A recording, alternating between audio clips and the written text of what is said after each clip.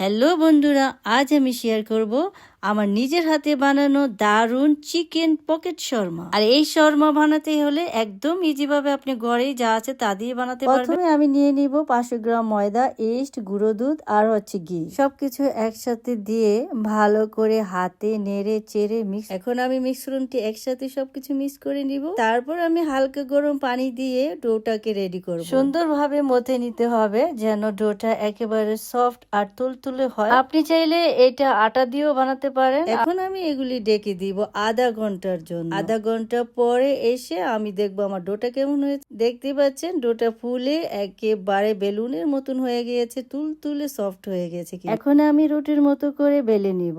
আর রুটির মতো করে বেলার আগে আপনার খেয়াল রাখতে হবে যেন একটু মোটা। যদি রুটিটা পাতলা হয় তাহলে কিন্তু বাজার সময় এটা শক্ত হয়ে যায়। তাই রুটিটাকে বেলার সময় একটু মোটা রাখতে হবে যেন রুটিটা একটু মোটা হয়। আমি এখানে নিয়েছি চিকেন ব্রেস্ট। আর চিকেন ব্রেস্টটা সব ধরনের মশলা দিয়ে আমি আধা ঘন্টার জন্য রেখে দিয়েছি। এখন একটু তেলে ভালো করে চিকেনটাকে ভেজে নিতে হবে। মাংসতে আমি দিয়েছিলাম আদা বাটা, রসুন বাটা, হলুদ, মরিচ, দইনা, জিরা, গোলমরিচের গুঁড়ো আর গরম মশলা। এখন আমি দিয়ে দিব একটু পাপরিকা। ভাজা হওয়ার একটু পরে পাপরিকাটা দিতে হয় যেন কালারটা অনেক সুন্দর। দেখতে পাচ্ছেন মাশাআল্লাহ কত সুন্দর কালার চলে আসছে পাপরিকাটা দেওয়ার পরে।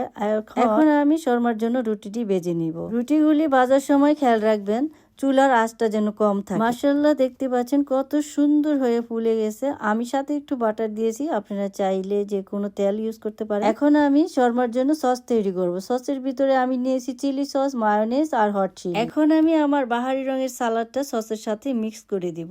চিলি সস, মায়োনেজ আর একটু হট চিলি এগুলি ভালো করে মিক্স করে নিচ্ছি। আর এখন আমি সালাডটাকে এমন ভাবে সসের সাথে মিক্স করব যেন সবগুলি একটু জুসি ভাব চলে আসে। সসের সাথে সুন্দর করে মাংসের সাথে মিক্স করতে হবে যেন জুসি ভাব চলে আসে। দেখতেই পাচ্ছেন কত সুন্দর লোভনীয়। আর এই সালাডটা দেখলেই তো জিভে চলে আসে। আমি এখন রুটিগুলি মাঝখান দিয়ে কেটে নিব, কারণ দেখতেই পাচ্ছেন কত সুন্দর আমার শর্মা রুটিগুলি হয়ে গেছে।